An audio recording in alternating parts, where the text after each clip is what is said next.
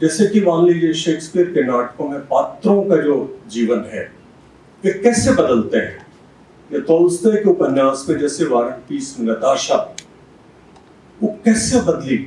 एक बहुत ही उछल कूद करने वाली लड़की जो जिस आदमी से प्रेम करती थी वो जा रहा है युद्ध में, और वो भी उसकी लंबाई भी इतनी कम है कि वो फूल के गमले पर चढ़कर उसको चूमती, और वहां से बिल्कुल आखिरी पन्ना जो उसका आता है जब वो अपने पति को कहती है कि जब दुनिया के सारे बुरे लोग मिलकर एक हो सकते हैं तो अच्छे लोग क्यों नहीं।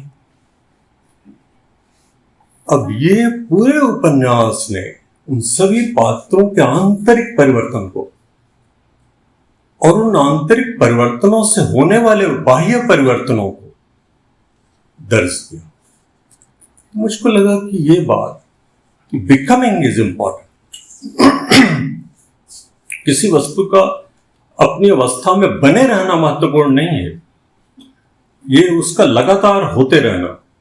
और एक बार मैंने सचमुच ये देखने की कोशिश की कि पानी कैसे बर्फ बन रहा है, तब उस पानी की जो पीड़ा थी, वह जो पूरा उसका आंतरिक संगठन था और उसका निरंतर बदलना, वो अद्भुत था। ऐसे ही किसी फूल को खिलते हुए देखना, उसके लिए कुछ देर बैठ के तब लगता है। तो ये भी मुझको मैंने समझा बुद्ध को पढ़ते हुए। इससे अगली बात जो निकली और जो मुझको लगी, अक्सर बुद्ध पर जो टिप्पणियां हैं, जो भाष्य हैं और जो अंग्रेजी में है, उनमें एक शब्द बार बार आता है, माइंडफुली। मैंने सोचा कि ये हिंदी में ये शब्द कैसा होगा, तो वो मुझको मिला अभी, वो धप्पपद में भी है और सुत्त निपात में भी है। बदंत आनंद कौशल्यायन ने जो टीका लिखी है उसमें है, विचार करते हुए। और वो जैसे बुद्ध का उदाहरण देते हुए वो कहते हैं कि बुद्ध चल रहे हैं, तो वो विचार करते हुए चल रहे हैं कि मैं चल रहा हूं। और ये जो चलना है वो केवल चलना है, और सारा ध्यान केंद्रित है उस चलने पर। मैं सांस ले रहा हूं विचार करते हुए, मैं लंबी सांस ले रहा हूं, मैं छोटी सांस ले रहा हूं। सांस लेते हुए मेरा शरीर ऐसा हो रहा है, मुझे ऐसी प्रतीति हो रही है। ये पूरा उसमें दिया गया है। ये बुद्ध के वचन हैं जो हिंदी अनुवाद में मुझे मिले। तो विचार करते हुए, आखिर एक कवि कैसे बाकी लोगों से अलग होता है, या एक कथाकार भी, कि वो लगातार अपने को केंद्रित करता है एक बिंदु पर कि कैसे ये हो रहा है, कैसे मैं चल रहा हूं। और इस तरह जो दूसरे नहीं देख पाते उसको वो देखता है। अब इसका अर्थ क्या हुआ, ये कैसे होता है, और बौद्ध दर्शन से ये कैसे सीधे बहुत घनिष्ठता से जुड़ा हुआ है। वो है क्षण में रहना। ये क्षण, और इस क्षण के संपूर्ण आयाम को, उसकी संपूर्ण यत्ता को, सत्ता को पकड़ लेना। जो हो चुका उसका कोई बोझ नहीं, जो होने वाला है उसकी कोई चिंता नहीं, और अभी जो अभी अभी घट रहा है ये इसके बारे में करना।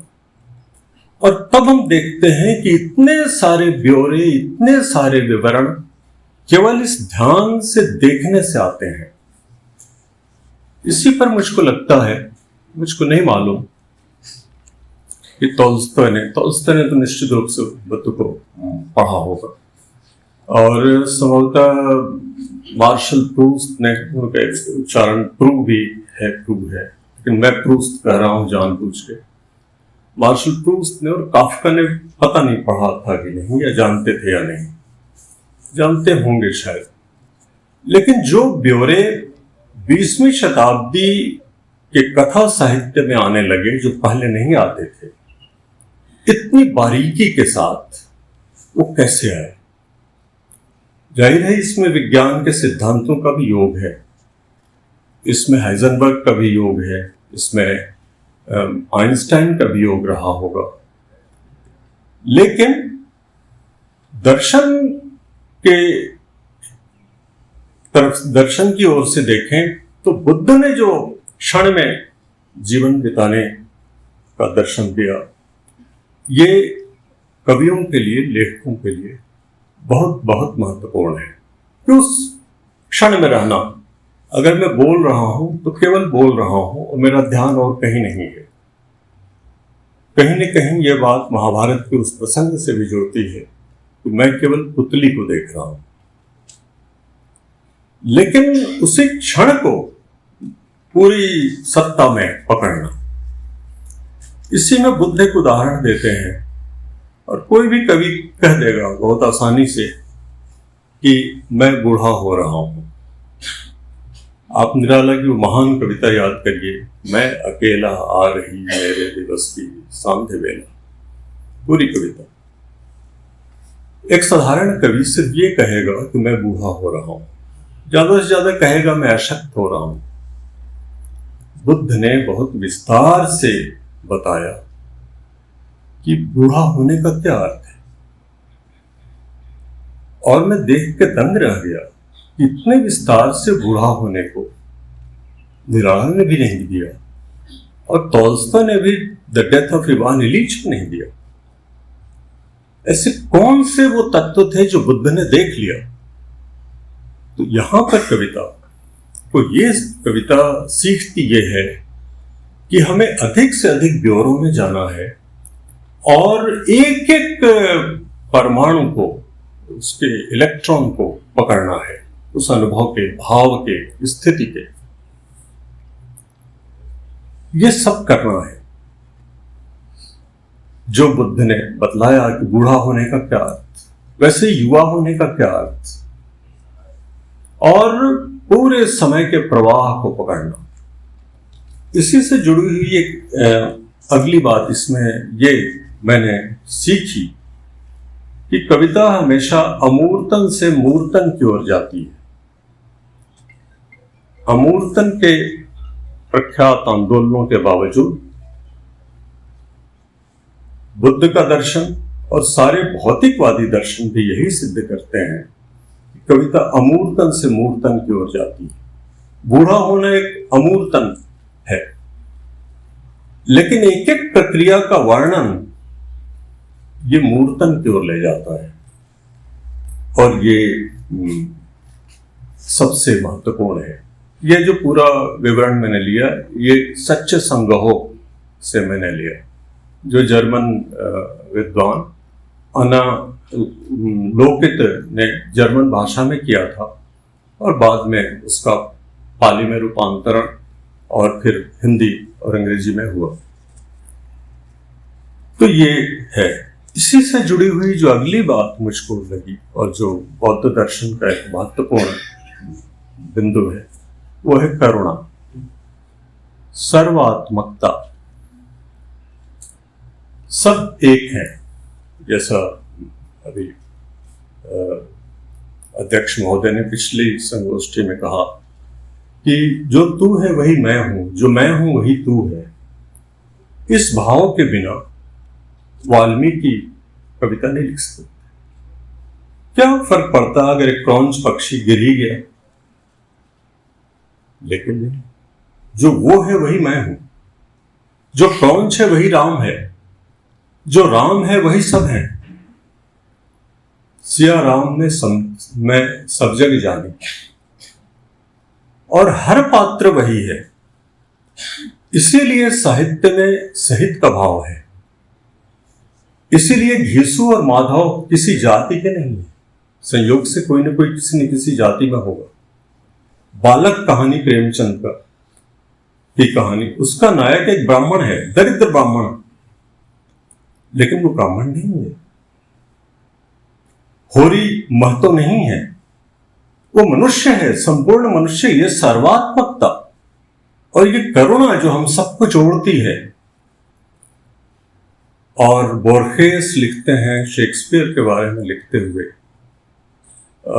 एक और भी प्रसंग है ठीक उसके पहले का, कि जैसे संभोग के क्षणों में सारे पुरुष दुनिया के एक पुरुष होते हैं, सारी स्त्रियां एक स्त्री होती है, वैसे ही जो शेक्सपियर को पढ़ता है वो शेक्सपियर हो जाता है।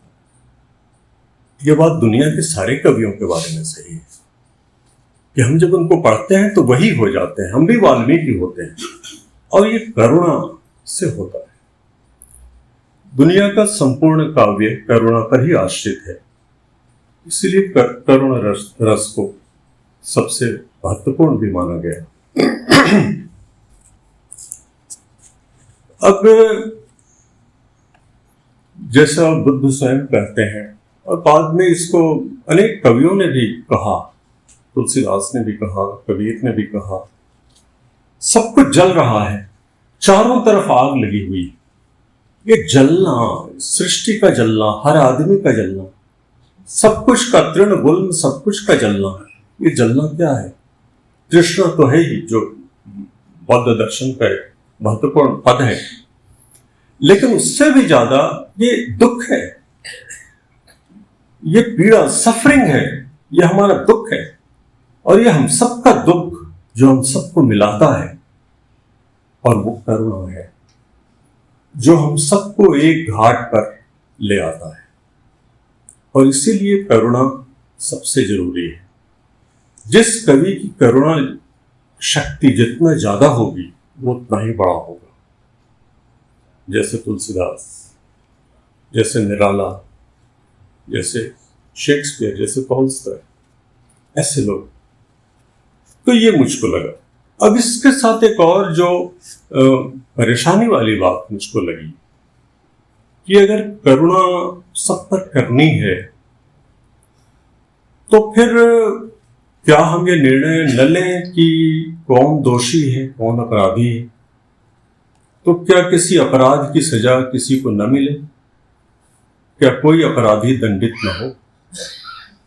लेकिन ये ऐसा सवाल है जो कविता के तुरंत के सवाल से और कविता बनने के तुरंत के सवाल से थोड़ा बाहर का सवाल है। उससे जुड़ा हुआ जरूर है, लेकिन है बाहर का। यह सवाल मेरे मन में अभी भी है। जैसे कि कई दार्शनिकों ने भी बताया, खुद बुद्ध के जो समकालीन थे मक्कली घोषाल और अजित केशकंबली, उन लोगों ने भी उनकी आलोचना की थी। और बाद में मार्क्सवादी दार्शनिकों ने भी ये कहा कि बुद्ध प्रतिरोध के बारे में क्यों नहीं बोलते?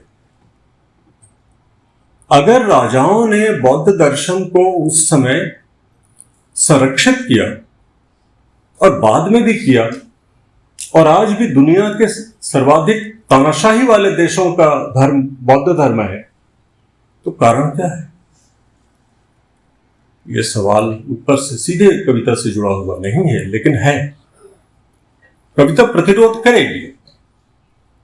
कविता केवल करुणा प्रदर्शित नहीं करती। वाल्मीकि ने केवल करुणा नहीं प्रदर्शित की, उन्होंने ये भी कहा कि शाप दिया उसको। ये शाप देना प्रतिरोध है। बिना शाप के कविता संभव नहीं। यानी करुणा और शाप दोनों। तो यह सवाल मेरे मन में अभी भी है और इस पर मैं अभी सोच ही रहा हूं। लेकिन जो अगली बात फिर मुझको बहुत महत्वपूर्ण लगी और जिसने मुझको कई बार उबारा भी, वो है अत्त दीपा भवत भिक्खवे, अपना दीप स्वयं बनो। बुद्ध ने भी कहा मेरा कोई गुरु नहीं है, किसी का कोई गुरु नहीं होता। ये गुरु की बात मध्यकाल में आकर ज्यादा होने लगी, और तब लगता है कि बुद्ध ने जो कहा वो भी तब के सामाजिक, आर्थिक, सांस्कृतिक सवालों से जोड़कर देखा जाना चाहिए। और बाद में जो कहा गया उसको भी, बुद्ध ने कहा मेरा कोई गुरु नहीं। वो तो पारंगत थे, जैसा अश्व घोष ने बुद्ध चरित्र में दिखलाया है। प्रकांड विद्वान थे, अपने समय के सबसे बड़े विद्वान थे, जैसे गांधी अपने समय के सबसे बड़े विद्वान थे। लेकिन उन्होंने कहा मेरा कोई गुरु नहीं है, मुझे अपने प्रकाश की खोज स्वयं करनी है। कवियों का भी कोई गुरु नहीं, उनको अपने प्रकाश की खोज वैसे करनी पड़ती है जैसे एक सर्प के भीतर मणि होती है, एक किंवदंती है, लेकिन है बहुत अच्छी किंवदंती है, उस मणि की खोज, और वही आलोकित करता रहता है उसके आंतरिक जगत को और बाह्य जगत को भी।